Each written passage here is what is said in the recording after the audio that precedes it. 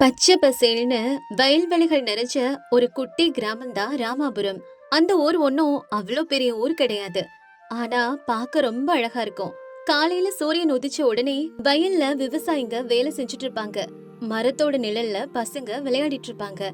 ஆனா அந்த ஊருக்கு வருஷத்துல ஒரு ஸ்பெஷலான காலம் இருக்கு. அதான் கோடை காலம். கோடை காலம் வந்துட்டா போதும், ஊர் முழுக்க ஒரு தனி வாசனை வந்துடும். ஒவ்வொரு வீட்டு வாசல்லையும் வெயில்ல காய வச்ச மாங்காய் துண்டுகள், மிளகாத்தூள் வாசனைன்னு காத்துல அப்படியே மிதந்து வரும். அந்த வாசனைக்கு காரணம் ஒரே ஒருத்தர் தான். அவங்க தான் சீதாம்மா பாட்டி. சீதாம்மா அந்த ஊர்ல இருக்க ஒரு பாட்டி. வயசென்னவோ கிட்டத்தட்ட 70 இருக்கும். வெள்ளை முடி, அழகான சிரிப்பு. ஆனா அவங்க கைக்குள்ள ஒரு தனி வித்தையே இருக்கு. அதான் ஊறுகாய் போடுறது. அவங்க செய்யற மாங்காய் ஊறுகாய், மாங்காய் தொக்கு, நெல்லிக்காய் ஊறுகாய், எலுமிச்சம்பழம் ஊறுகாய், இதையெல்லாம் சாப்பிட்டவங்க அந்த சுவைய வாழ்க்கையில மறக்கவே மாட்டாங்க. ஊர்ல இருக்க நிறைய பேரு பாட்டியோட கைமணத்தை பத்தி இப்படித்தான் பேசிப்பாங்க. சீதாம்மா செய்யற ஊறுகாய் செம டேஸ்டா இருக்கும்ல. கொஞ்சம் பசலைய ஊத்தி சாதத்துல சீதாம்மா ஊறுகாய பிசைஞ்சு சாப்பிட்டா அந்த ருசியே தனி. உண்மைதான்ப்பா, எங்க வீட்டுல சாப்பாடு சாப்பிடும் போது குழம்பு பருப்புன்னு எல்லாம் இருந்தாலும் சீதாம்மா ஊறுகாய் இல்லைன்னா சாப்பாடே இறங்காதுப்பா. சீதாம்மாவுக்கு கணவர் இல்ல. ஒரு சின்ன மண் வீட்டுல தனியா தான் வாழ்ந்து வந்தாங்க. அவங்களுக்கு 2 பசங்க இருந்தாங்க. அவங்க சிட்டில வேலை பாக்குறாங்க. ஒரு தடவை அவங்களோட பெரிய பையன் அவங்க கிட்ட இப்படி கேட்டான். அம்மா, நீங்க ஏன் இங்க தனியா கஷ்டப்படுறீங்க? எங்க கூட சிட்டிக்கே வந்துடுங்கம்மா. நான் உங்களை ரொம்ப நல்லா பாத்துப்பேன். இந்த வயசுல உங்களுக்கு ஏன் இந்த வேண்டாத வேலை எல்லாம்? வந்துடுங்கம்மா. எனக்கு இந்த கிராமத்துல இருக்கதான்ப்பா பிடிச்சிருக்கு. இந்த மரங்க, இந்த வயல்வெளிங்க, இந்த ஊர் ஜனங்க, இவங்க தான் என் குடும்பம். இதெல்லாம் விட்டுட்டு என்னால வர முடியாதுப்பா. சீதாம்மா சொல்றது உண்மைதான். ஊர்ல யாருக்கு என்ன பிரச்சனைனாலும் முதல்ல சீதாம்மா பாட்டி கிட்ட தான் போவாங்க. அவங்களும் எல்லாருக்கும் உதவி செய்வாங்க. ஒரு வழியா ஊர்ல கோடை காலம் ஆரம்பிச்சிச்சு. ஒரு நாள் காலையில சூரியன் இன்னும் முழுசா கூட உதிக்கல. வானத்துல லேசான சிவப்பு வெளிச்சம் மட்டும்தான் தெரிஞ்சது. அதுக்குள்ள சீதாம்மா எந்திரிச்சு வேலைய ஆரம்பிச்சுட்டாங்க. அவங்க ஒரு பெரிய கூடை எடுத்துக்கிட்டு பக்கத்துல இருக்கிற மாந்தோப்புக்கு கிளம்பினாங்க. அங்க ஒரு குட்டி பையன் வந்தான். அவன் பேரு சின்னு. சீதாம்மா பாட்டி, நீங்க ஏன் இவ்ளோ காலையில இங்க வந்தீங்க? நான் மாங்காய் பறிக்கத்தான்ப்பா வந்தேன். இவ்ளோ மாங்காய் எதுக்கு? சந்தைக்கு கொண்டு போய் விற்க போறீங்களா? இல்லடா குட்டி, இப்ப கோடை காலம் வருதுல்ல, இந்த நேரத்துல போடுற ஊறுகாய் தான் வருஷம் முழுக்க கெட்டு போகாம இருக்கும். அதனாலதான். இதுல நிறைய மாங்காய் இருக்கு, உங்களால தனியா கொண்டு போக முடியாது. நானும் உங்களுக்கு ஹெல்ப் பண்ற பாட்டி. அதுக்கப்புறம் சின்னவும் சீதாம்மாவும் மாங்காயெல்லாம் கூடையில அள்ளிக்கிட்டு வீட்டுக்கு வராங்க. எங்க அம்மாவும் எனக்கு அப்பப்ப சாதத்துல மாங்காய் ஊறுகாய் வச்சு தருவாங்க. செம்ம டேஸ்டா இருக்கும். இந்த ஊறுகாய் அவ்வளோ முக்கியமா? ஆமாட குட்டி, ஊறுகாங்கிறது வெறும் டேஸ்டுக்கு மட்டும் கிடையாது. அது நம்ம பாரம்பரியம், நம்ம ஊரோட அடையாளம். கொஞ்ச நாளைக்கு அப்புறம் சீதாம்மா வீட்டு வாசல்ல ஊர்ல இருக்க நிறைய பெண்கள் கூட்டமா வந்தாங்க. சீதாம்மா பாட்டி, இந்த தடவை எங்களுக்கும் மாங்காய் ஊறுகாய் செய்ய கத்து கொடுங்க. இன்னும் எத்தனை நாளைக்கு தான் நாங்க உங்ககிட்டயே ஊறுகாய் வாங்குறது? நாங்க கத்துக்க வேணாமா? ஆமாம்மா, எனக்கும் வயசாகுது. என் மருமகளுக்கும் இதை நீங்க கத்து கொடுக்கணும். நீங்க கத்து கொடுத்தா நாங்க எல்லாரும் கத்துக்குவோம். சீதாம்மாவும் சரின்னு சொல்லி அவங்க ஒரு பெரிய உரலுக்கு பக்கத்துல உட்கார்ந்தாங்க. முன்னாடி கூட நிறைய மாங்காய் இருந்துச்சு. முதல்ல ஒரு விஷயத்த நல்லா ஞாபகம் வச்சுக்கோங்க. ஊறுகாய் போடுறதுனா பொறுமை ரொம்ப முக்கியம். மனசை ஒருநிலைப்படுத்தி ரொம்ப கவனமா செய்யணும். எதனால அப்படி? அவசர அவசரமா செஞ்சா ருசியே வராது. ஊறுகாய் மொத்தமும் வீணா போயிடும். அப்புறம் ரொம்ப நாளைக்கு தாங்காது. அவங்க மாங்காய்களை நல்லா கழுவி ஒரு கட்டில் மேல வெயில்ல காய வச்சாங்க.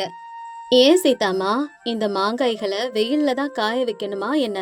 ஈரப்பதம் கொஞ்சம் இருந்தா கூட ஊறுகாய் பூசம் புடிச்சு கெட்டு போயிடுமா, அப்புறம் ருசியா இருக்காது.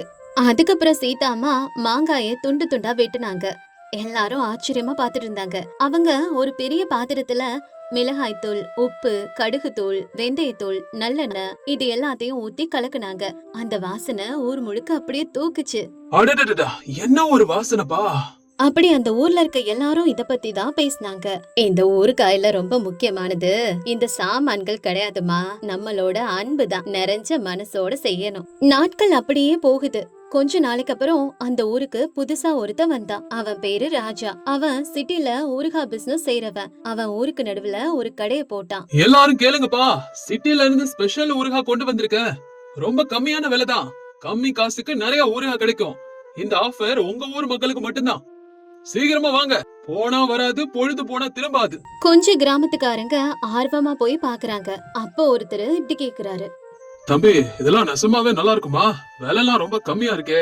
ஆமாங்கண்ணே, நல்லா இருக்கும். சிட்டில ஆயிரக்கணக்கான பேர் இதைத்தான் வாங்குறாங்க. நீங்களும் வாங்கி பாருங்க. அப்ப அங்கிருந்து கொஞ்சம் பேரு அந்த ஊறுகாய்களை வாங்குறாங்க. சில நாட்கள் அப்படியே போச்சு. ஒரு நாள் சின்னு பாட்டி கிட்ட வரான். இப்ப ஊர்ல இருக்க யாரும் உங்ககிட்ட ஊறுகாய் வாங்குறது இல்லையே, எல்லாரும் ராஜு கடையில தான் வாங்குறாங்க. கொஞ்ச நேரம் அமைதியா இருந்த சீதாம்மா அதுக்கப்புறம் சிரிச்சிட்டாங்க. அதுக்கு என்னடா குட்டி, பரவாயில்ல, ஒவ்வொருத்தரும் பட்டு தெரிஞ்சுதான் கத்துக்குவாங்க.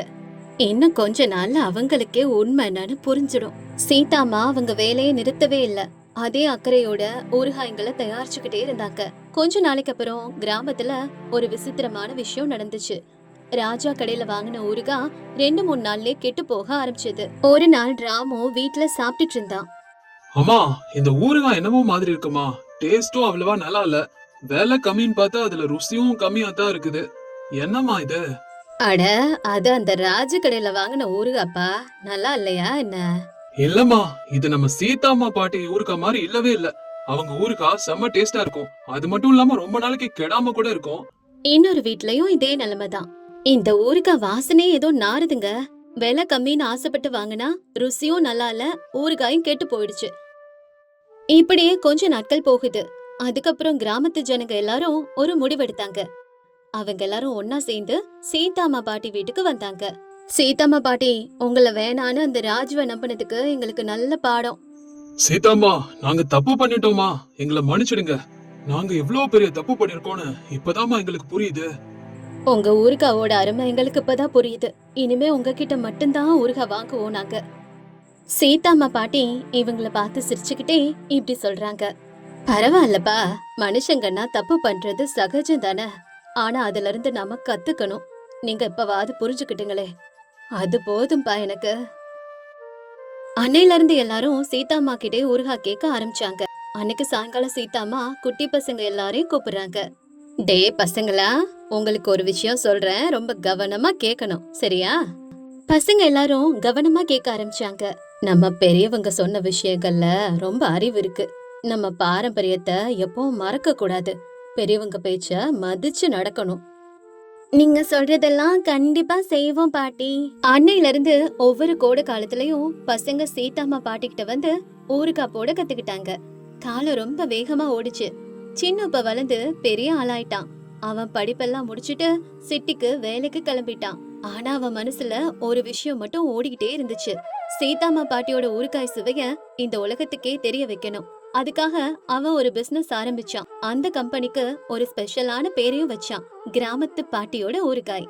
அந்த கம்பெனில செய்யற எல்லா ஊறுகாயும் சீதாம்மா பாட்டி சொல்லி கொடுத்த அதே முறையில தான் செஞ்சாங்க. கொஞ்ச நாள்லயே அந்த பிசினஸ் ரொம்ப பாப்புலர் ஆயிடுச்சு. சின்னு ஆரம்பிச்ச கம்பெனிக்கு நல்ல பேரும் கிடைச்சது. ஒரு நாள் சின்னு தன்னோட கிராமத்துக்கு வந்து நேரா சீதாம்மா பாட்டி வீட்டுக்கு போனான்.